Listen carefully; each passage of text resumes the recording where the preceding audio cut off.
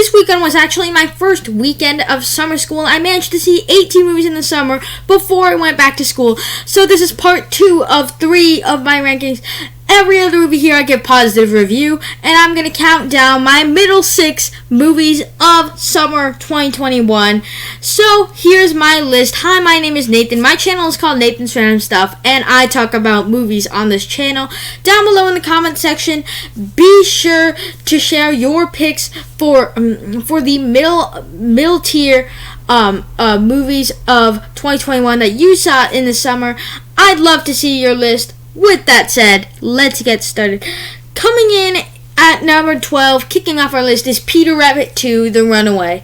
Now, I said every movie here I give positive review, and this one I do. This one is a pleasant surprise movie. It was much humorous than I was expecting because I've never liked the original 2018 Peter Rabbit. I thought it had some gigantic plot holes and the villain's motivation didn't make any sense. This time, we have a movie where it actually improves upon its predecessor by fixing those problems and learning from their lessons. Certainly the movie has some flaws, like the twist kind of fell out of nowhere, but still surprised me nonetheless. Coming in at number 11 is Escape Room Tournament of Champions, another sequel that surprised me among those same lines as Peter Rabbit. Much like Peter Rabbit 2018, I've never enjoyed Escape Room.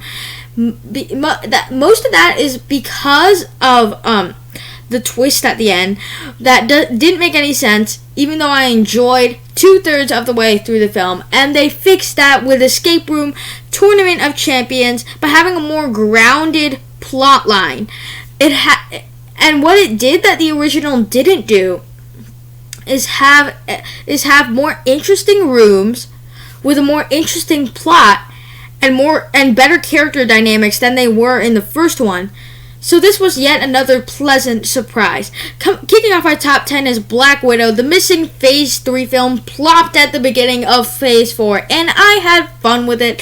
Certainly it's not one of the MCU's best films, but for me, I had fun with it nonetheless. You might be wondering why it's so low on the list. It's mostly because of Taskmaster, but there's so many things that this movie does well. It gives us a little more backstory about Black Widow, and the two stand-ups in the movie were Yelena and Red Guardian. I just had a lot of fun with those two characters, and the movie, it moves at a nice pace, introduces the characters at a nice pace. And its humor landed for me, it's one of the much more darker MCU films, still a great one. Coming in at number 9 is F9, the latest film in the Fast and Furious saga, pushes the stupidity slider up to 11, and we got one of the stupidest movies this year. Is it stupid? Definitely. But is it stupid fun?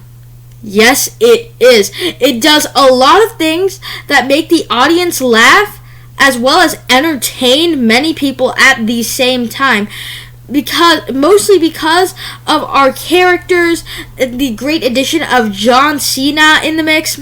That was very cool in the movie, and just in general, a nice little schlock action movie to drop in the summer, especially as I'm transitioning from elementary school to middle school. Coming in at number 8 is Cruella. Now, this movie, I'm not sure where it fell into things because I'm pretty sure that it's a bit divisive because we don't know why Cruella got her own origin story.